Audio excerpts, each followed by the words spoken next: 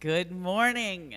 Welcome to Unity of Hagerstown on this snowy, rainy day. Glad to see all of your smiling faces.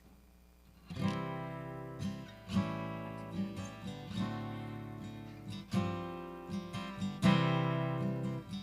you've got it. Okay. I hear the music. I hear the music down in my soul. I hear the music down in my soul. I hear the music down in my soul. And the whole wide world is my home. Awesome. I've got a new day down in my soul. I've got a new day down in my soul. I've got a new day down in my soul. And the whole wide world is my home. I love the silence down in my soul. I love the silence down in my soul. I love the silence down in my soul. And the whole wide world is my home. I feel the power down in my soul. Yes, I feel the power down in my soul. I feel the power down in my soul. And the whole wide world is my home. And the whole wide world is my home.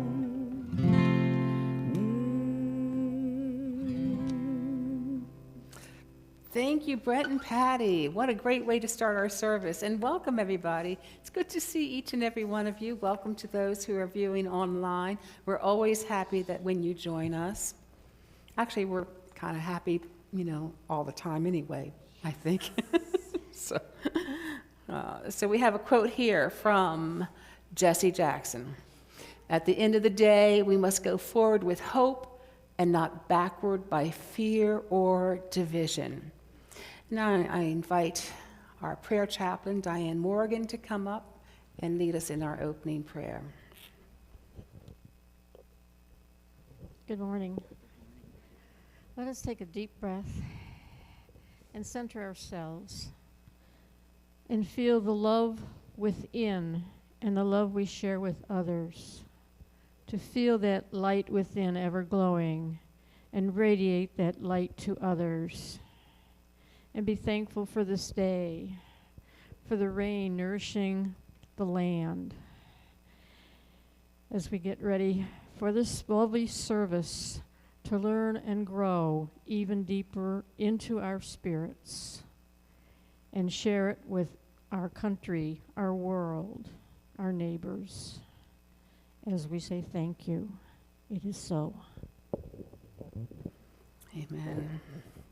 And now if you'll join me in our vision statement. Together, Unity of Hagerstown exists to inspire awakening to the divine within and honor the sacred in all. And now we'll have the reading of the daily word with Jay Vanette.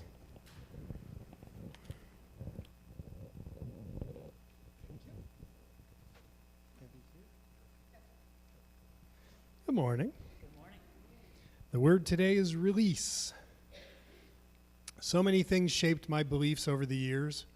My upbringing, family history, education, friendships, and spiritual life, to name a few. As I go through life, I will have new experiences and meet all kinds of people. I may find old beliefs that once fit me well, fit me no longer. Growing and deepening in spiritual understanding may mean releasing ways of thinking that no longer serve me. But I can do that and still honor the person I was, my background, and my history. Releasing makes room in my mind and opens my heart for the person I am becoming.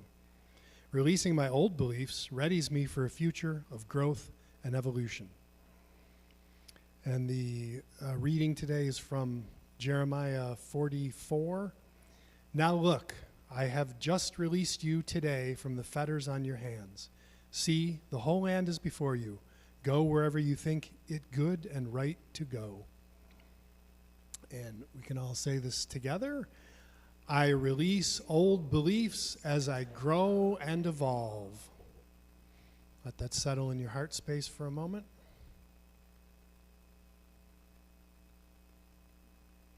And again, I release old beliefs as I grow and evolve. Thank you, Jay. We have an opportunity to greet each other, but before you do, I'm going to invite you, if you're willing, to come up here and wave to the camera, wave to our online friends. Yeah, they want to see you. I know they do. I have psychic abilities that way. So come on up and let's wave to them, and then we can greet one another in person.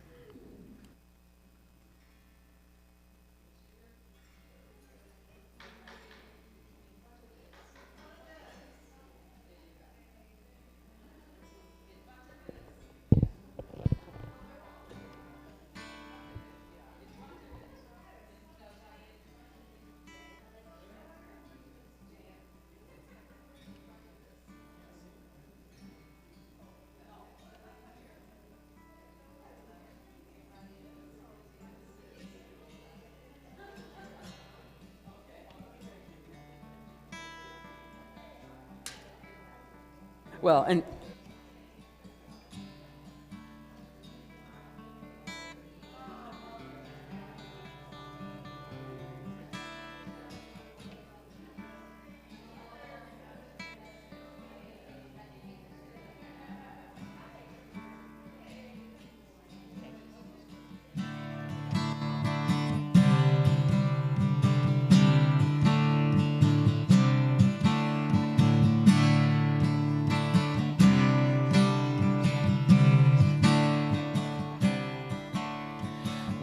in the circle and hold this ground in sacredness, this world to bless.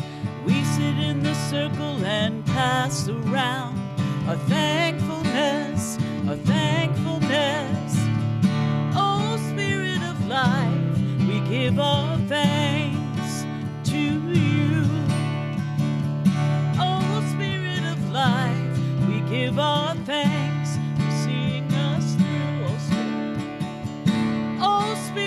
Life, we give our thanks to you. Oh, Spirit of life, we give our thanks for helping us through. We sit in the circle and hold this ground in sacredness, this world to bless. We sit in the circle and pass around our thankfulness, our thankfulness. Oh, life, we give our thanks to you. Oh, Spirit of life, we give our thanks for helping us through. Oh, Spirit of life, we give our thanks to you. Oh, Spirit of life, we give our thanks for helping us through. Wonderful. Yeah.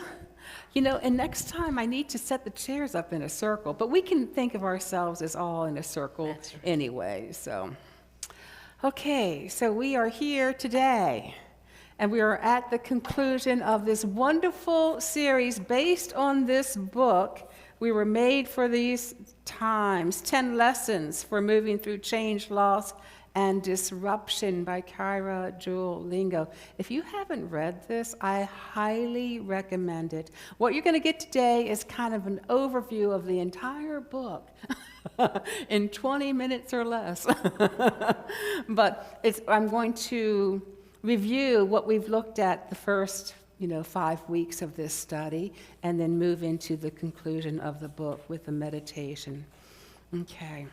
So we looked at coming home to ourself when we bring our attention back to within, and we can do that with a breath, with paying attention to our senses. What are we smelling? What are we seeing?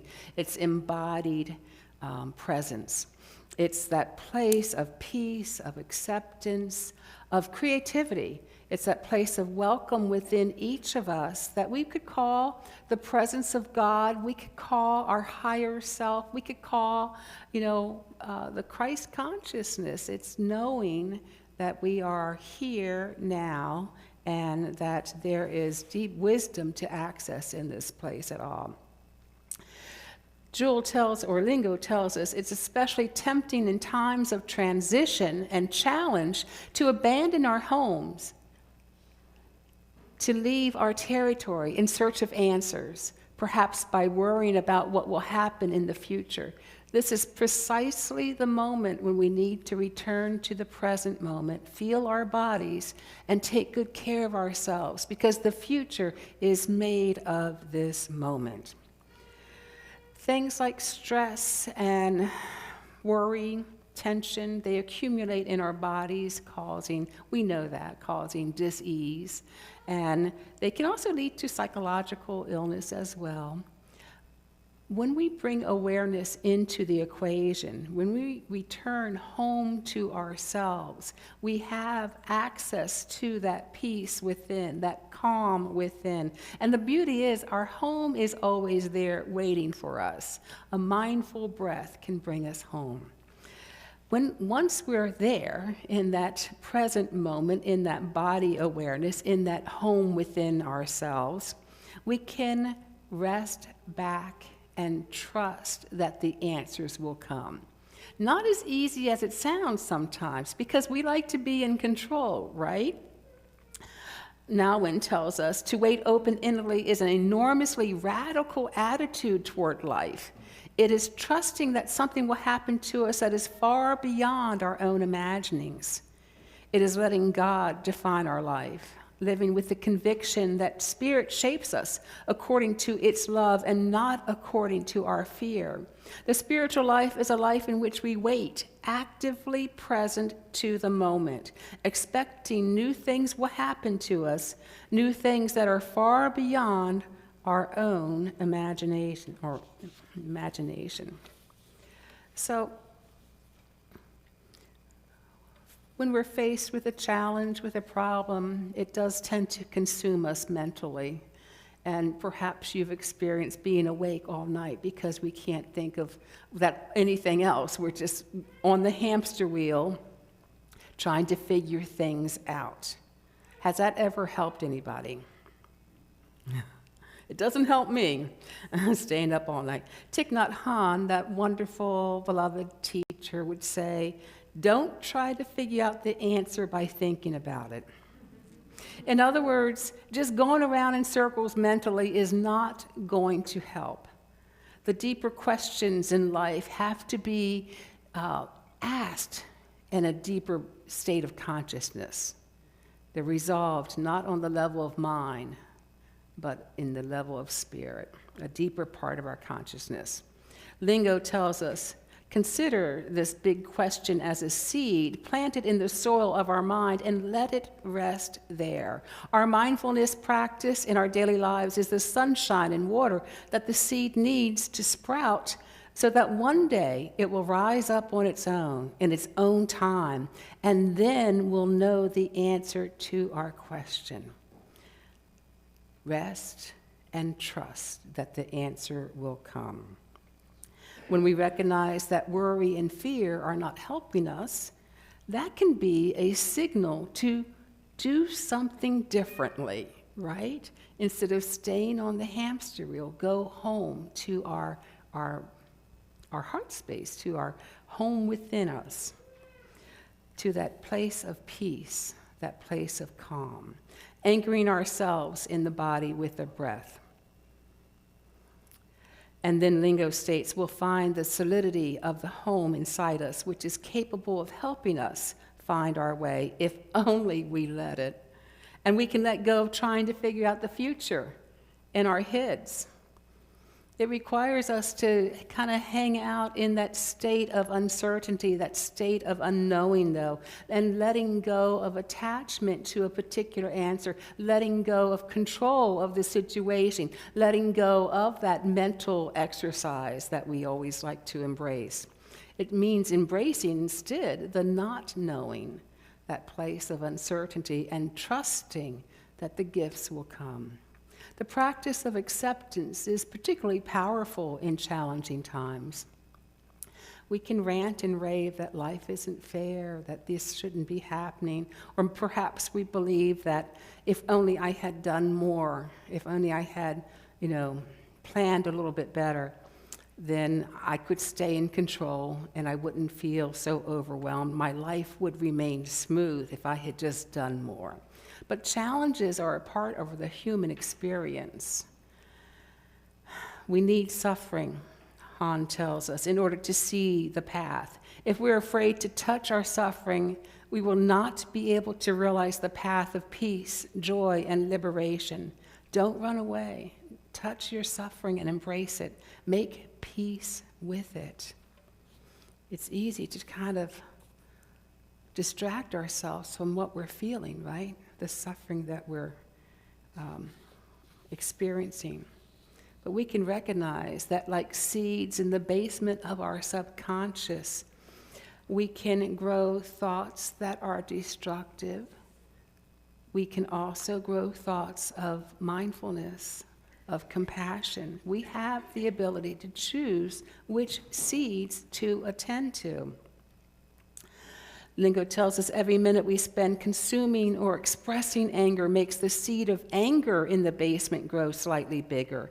The next time something happens to trigger our anger, it arises faster from the basement, is more intense, and stays longer in the living room, our conscious mind.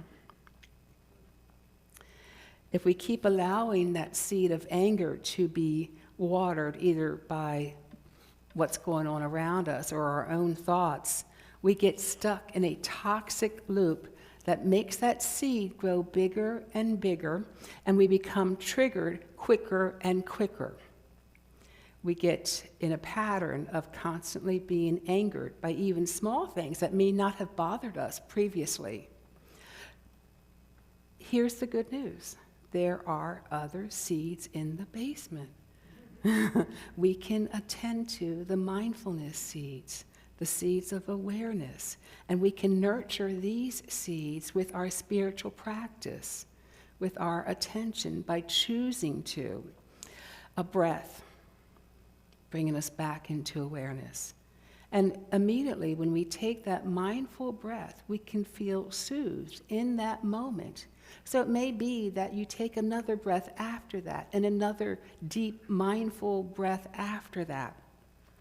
And at some point, you'll be able to feel the space around it, the spaciousness, the openness around it, so that you could ask questions around that experience.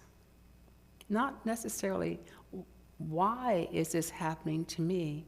Although maybe that's where you start, but what is this bringing up within me that I'm reacting like this? Because like I said, we like to avoid the strong, painful emotions like, I don't know, frustration, anger, jealousy even. So we maybe pretend that they're not there. We distract ourselves, opening an app or opening the refrigerator. We are constantly, I feel, being bombarded with things that push our buttons if we allow it. But anger doesn't stem only from fear. It stems also from sadness. And my friends, if you do not feel a certain degree of sadness about current events, about things that are happening in the world, then I invite you to look at them again. Okay. Once mindfulness recognizes anger, it begins to accept it and give it space. We open to our experience of anger and allow it to be there. We generate compassion for ourselves, recognizing that anger is a part of us, so we don't reject it or judge it. When we can stay in the eye of this hurricane, if you will, with the winds blowing around us, the winds of change blowing around us, constantly changing our lives, we can stay in the eye and achieve a certain degree of attachment from what's happening on the outer. And we can loosen or lessen our attachment to both the praise and blame that may come our way with these shifting winds, or the pleasure and the pain. We can recognize that these winds are blowing in everyone's lives all the time, never ending. And that can bring us to a greater compassion for others. That center of the hurricane, the center of the wheel, the center of our lives, the center of our consciousness is the awareness of the interconnectedness of life, or oneness. We are made of all those who have influenced us and helped shape us in some way. Our parents, teachers, friends, the food we've eaten, the books we've read, the sunlight, water, air. We cannot exist by ourselves alone. If we can understand and live from this insight, we will be incredibly empowered and will hold a kind of secret weapon when moving through times of adversity and change. Equanimity is the term for this ability to stay balanced and calm and curious and compassionate. It helps us see the bigger picture, knowing that each has their own path, and we don't know what that path is. We don't know what another needs to go through in order to learn what they need to learn. This is the spaciousness of equanimity. With equanimity, we can know how not to make things worse when pain comes. We can choose not to add to the pain by resisting, suppressing, or judging it. Instead, we can choose to open to it, allow for the fact that a certain measure of pain is part of life. Equanimity, when we go home to ourselves, when we rest in that place of trusting, allows that non-attachment, allows us to become the observer, not indifferent. That's not what equanimity is. It's seeing a greater perspective.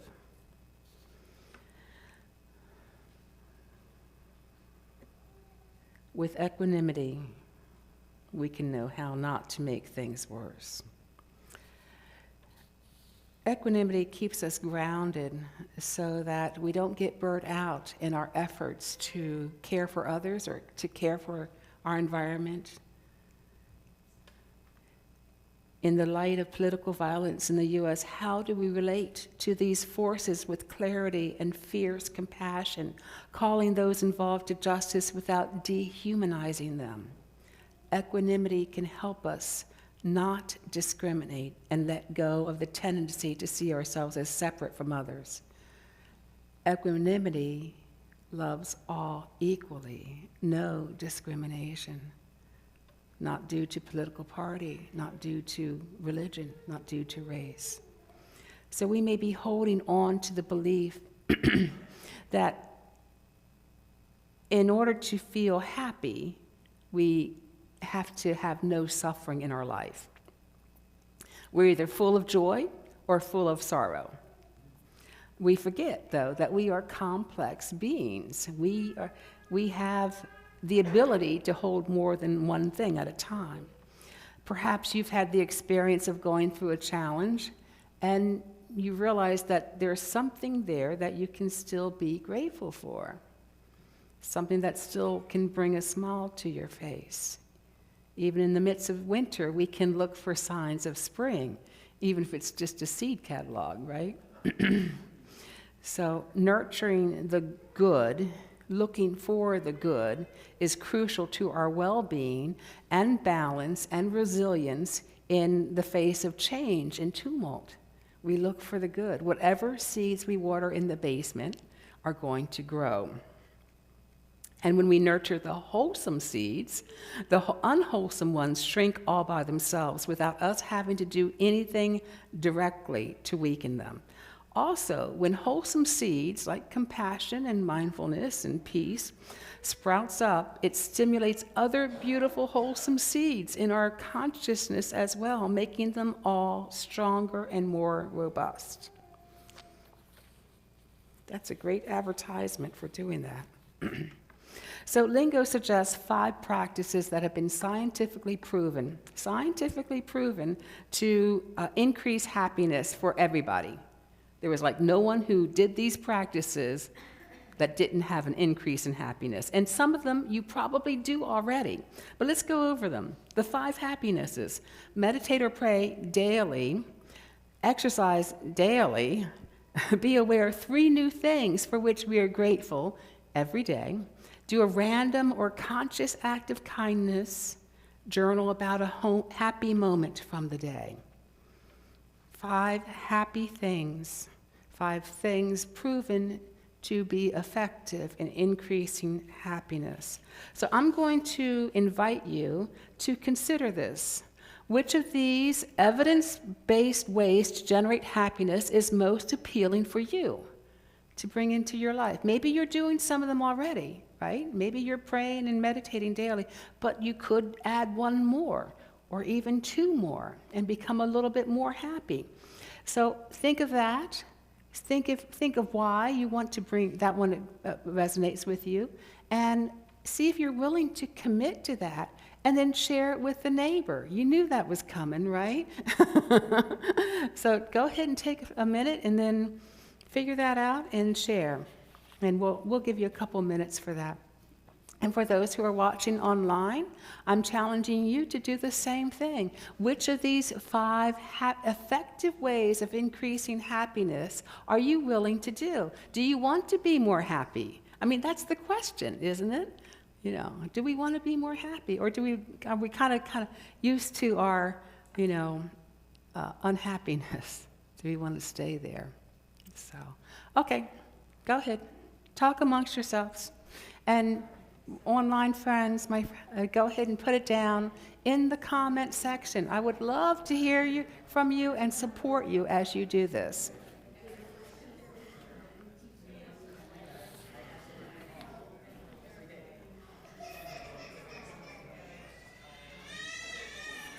Aw.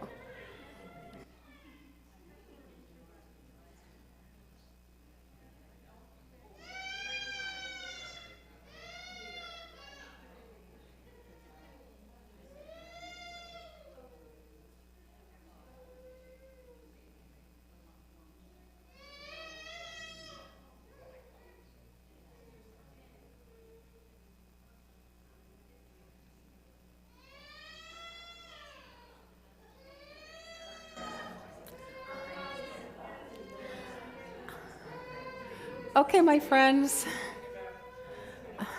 I'm going to invite you to continue the conversation after the service, and you can talk to somebody else if you like. So let us continue. So it's important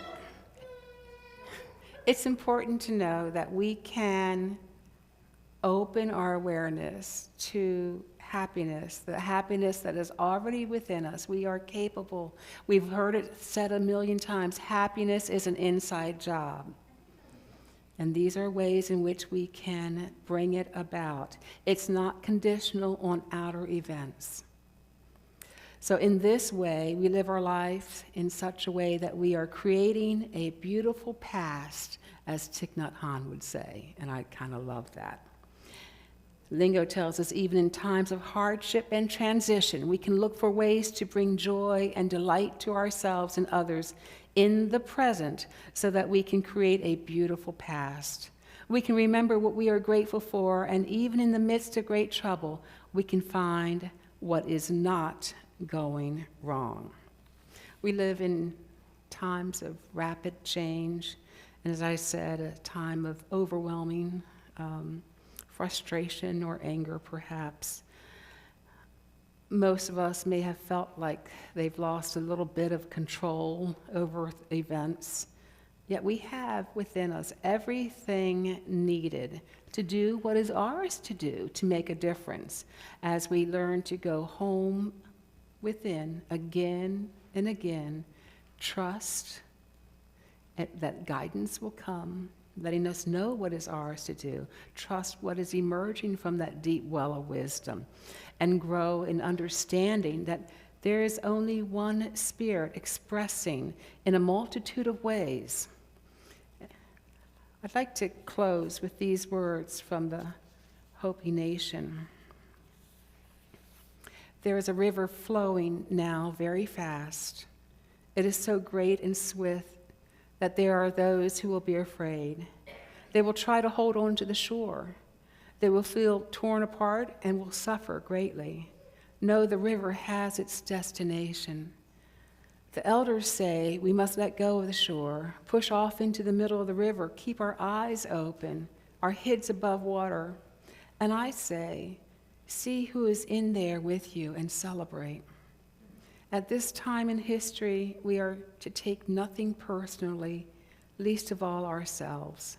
For the moment that we do, our spiritual growth and journey comes to a halt. The time for the lone wolf is over. Gather yourselves. Banish the word struggle from your attitude and your vocabulary. All that we do now must be done in a sacred manner and in celebration. We are the ones we've been waiting for. So I'm going to invite us to move into a time of meditation. Again, this meditation will be based on Lingo's work here. So go ahead and get comfortable and begin paying attention to your breath. Make sure it's a comfortable position. Connect with the breath and let yourself enjoy a deep inhale and a long, slow exhale. And just rest here, connecting to yourself and to the earth.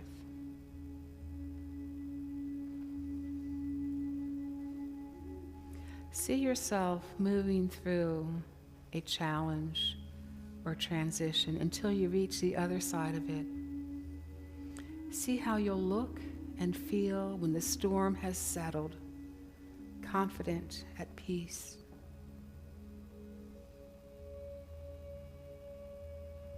Now I'll guide you in a detailed way to visualize yourself using the tools of this book to meet whatever challenges, fears, or confusion may arise. Picture yourself coming home to your body and mind, taking good care of this moment as the best way to take care of the future. See yourself getting so good at that, it becomes a habit. And find yourself in a place where you are more often than not at home in yourself. What does that feel like in your body? Imagine yourself resting back and trusting the unknown as you let the big questions or problems you face rest like a seed in the soil of your mind, maturing in their own time. You have the patience, the calm. Feel it growing in you day by day. And you are growing this big heart, capable of accepting what is, capable of accepting suffering so that you don't make it worse by resisting it. What is that like, to know you can accept whatever comes your way, to not be afraid? Touch that reality inside you now. See yourself confidently weathering the storms by coming down to the trunk of your tree to breathe deeply in your belly.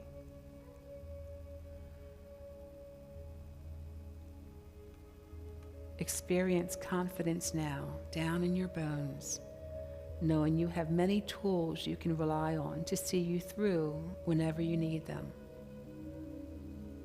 As you breathe in and out, visualize yourself mindfully and wisely, caring for disturbing emotions with compassion, becoming more and more free of unhelpful patterns, until these emotions have less and less a hold on you. How does your body feel? Let yourself feel this now.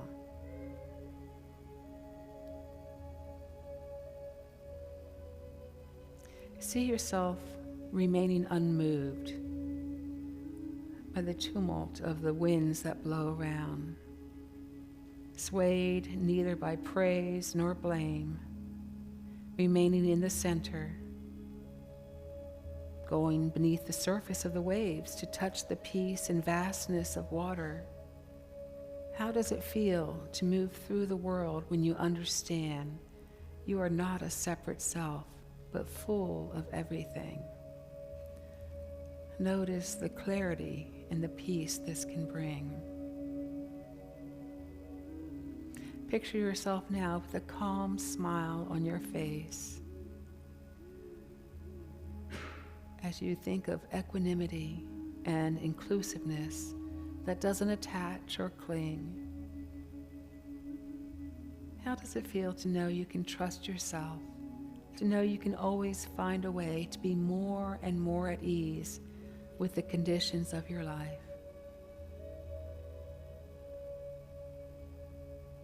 And you are moving through your life able to harness the power of nurturing the good, skillfully calling up gratitude, especially when times are tough. You are skilled at creating moments of happiness for yourself and others. See that clearly now. What does that look like? What does that feel like? Who are you bringing joy to? Let your body experience that happiness.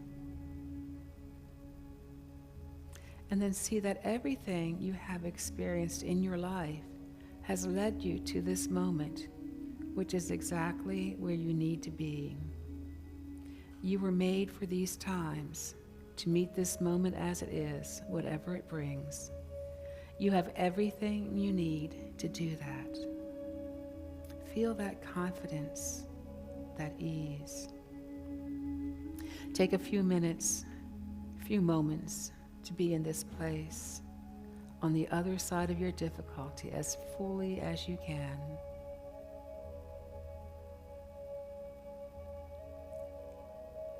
As we are facing not only individual challenges and transitions, but also collective ones, take a moment now to connect with one aspect of our current collective crises that is particularly important or resonant for you.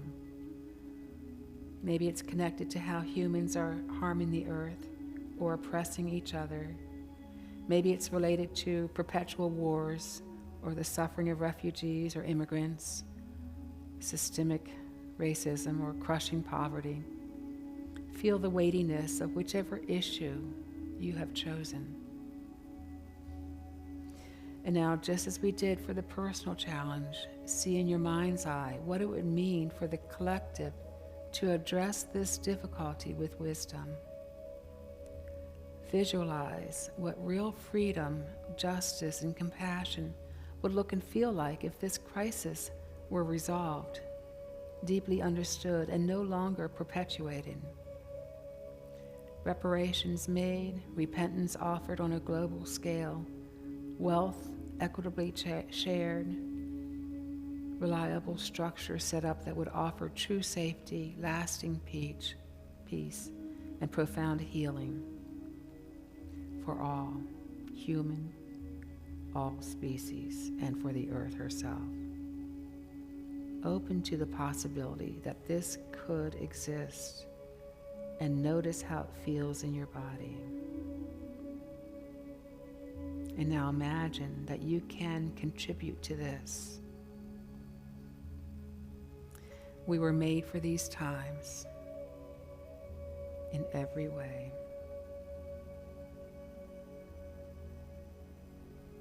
And now allow your heart to open in compassion, bringing in friends and family and other people,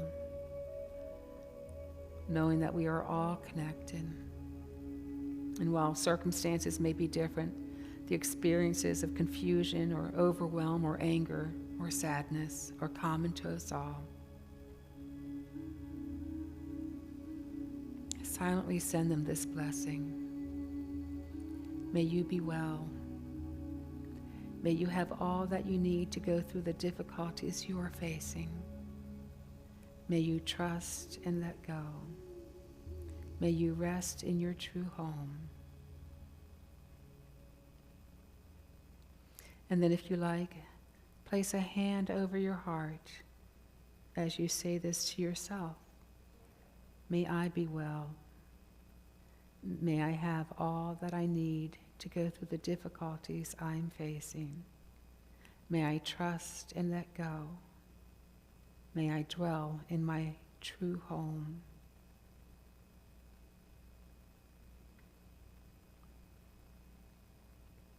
Feel this sincere blessing for anyone and everyone, and for yourself. See them being able to find and dwell in their true home. See it being so. And as we sit restfully, I invite Brent and Patty to share another song.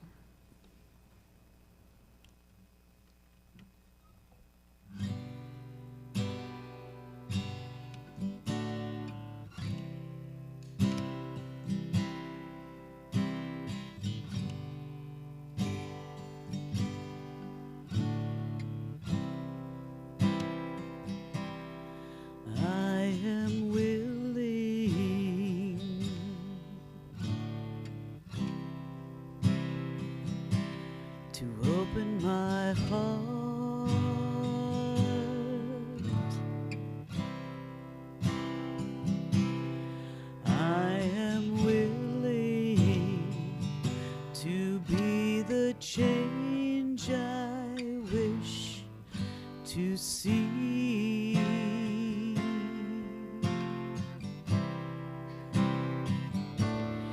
And I know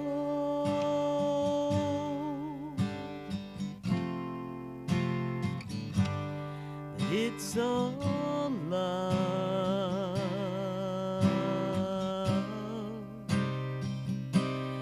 I am willing to listen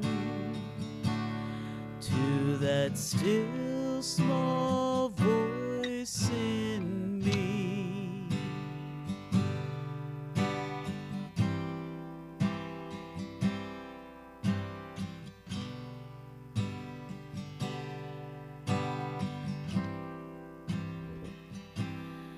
I am willing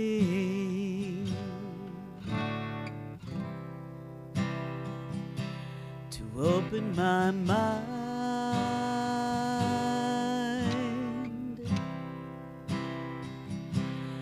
I am willing to be the change I wish to see.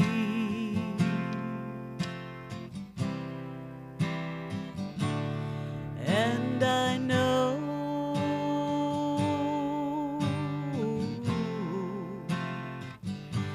that it's all good.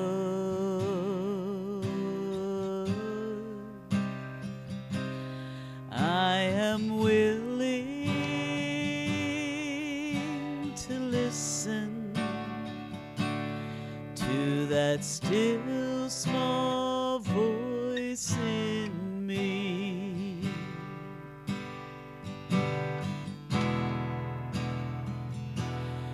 I am willing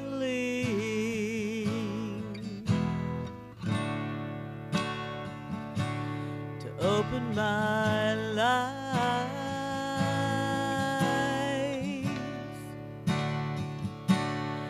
I am willing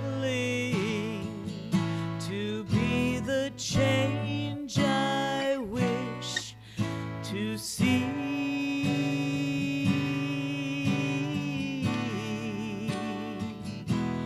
And I know,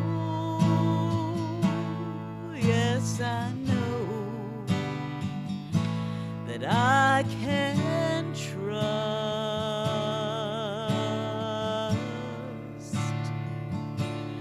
I am willing to listen to that still small voice in me. Yes, I am willing to listen to that still small voice in me. Thank you, guys. That was beautiful. So we have a new offertory prayer, affirmation, and I invite you to join me in this. Together, I give joyfully to my beloved community to support our mission of creating sacred space that empowers spiritual growth and ignites compassionate action. I release any fear of not enough and have faith that God is the source of our prosperity. Amen. And we have another song.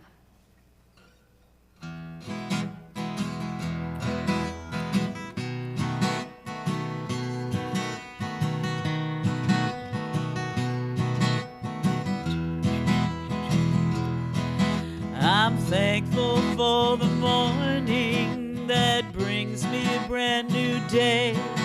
I'm thankful for all the good that always comes my way. I'm thankful for all I am and all that I can be. Oh, sweet Spirit, I can only thank you. I have gratitude, I have so much gratitude. I count my blessings every single day. I have gratitude, I have so much gratitude. There is only one thing left for me to say. Thank you, Spirit. Thank you, Spirit. I thank you, thank you, thank you, Spirit. Thank you, thank you. Thank you, Spirit. Thank you, Spirit. I thank you, thank you, thank you, Spirit. Thank you, thank you. I'm thankful for the little light that shines inside of me. I'm thankful I can share it with everyone I see.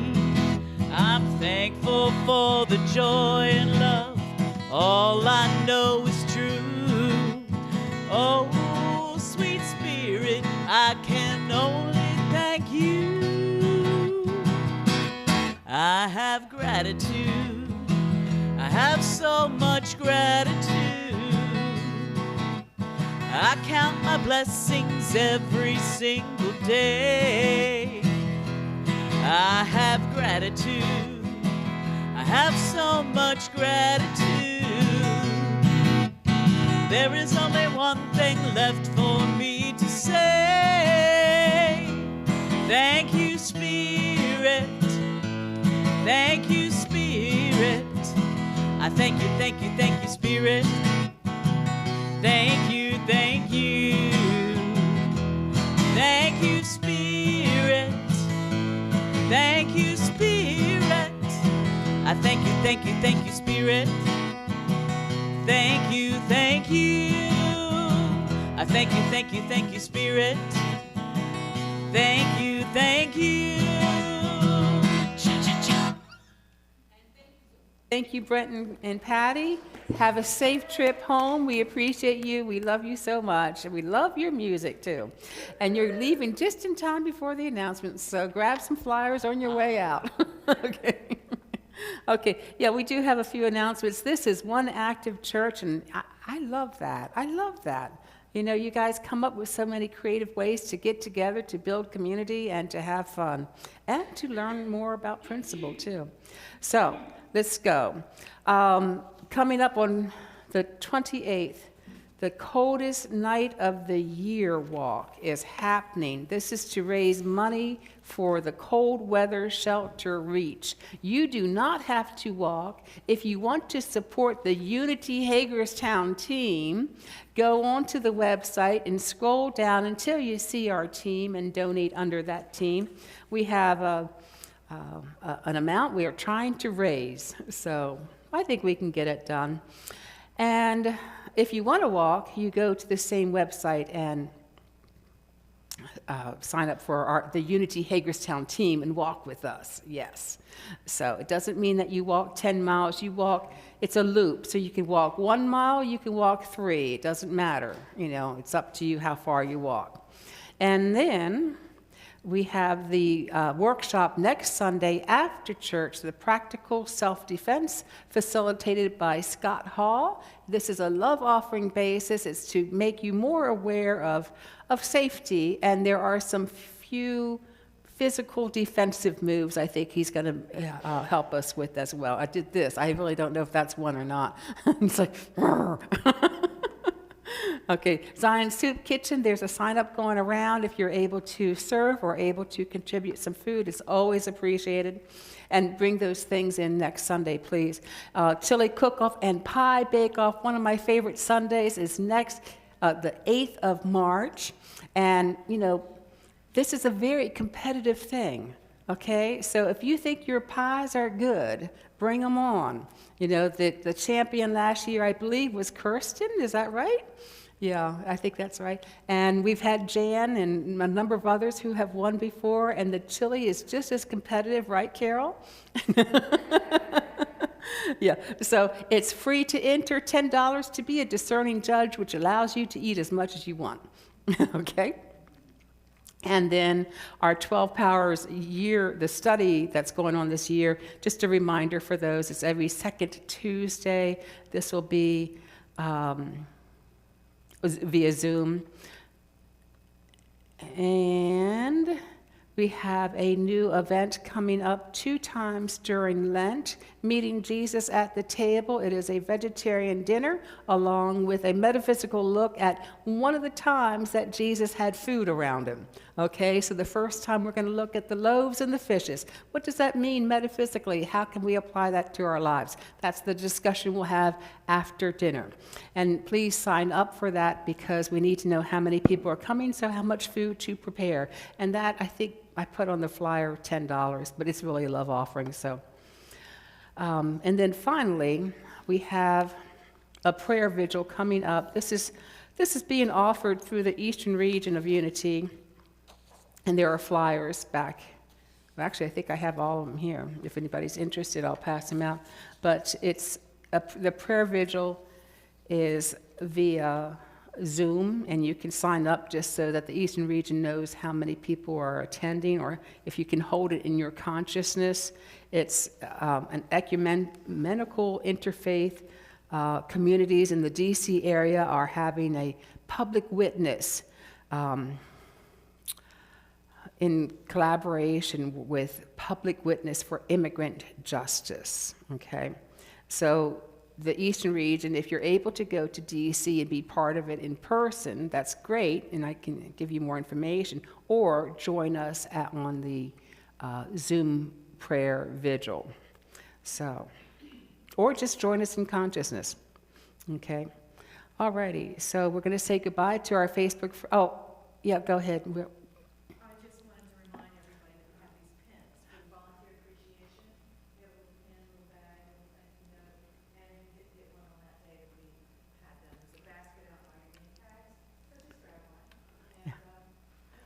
And yeah, we appreciate.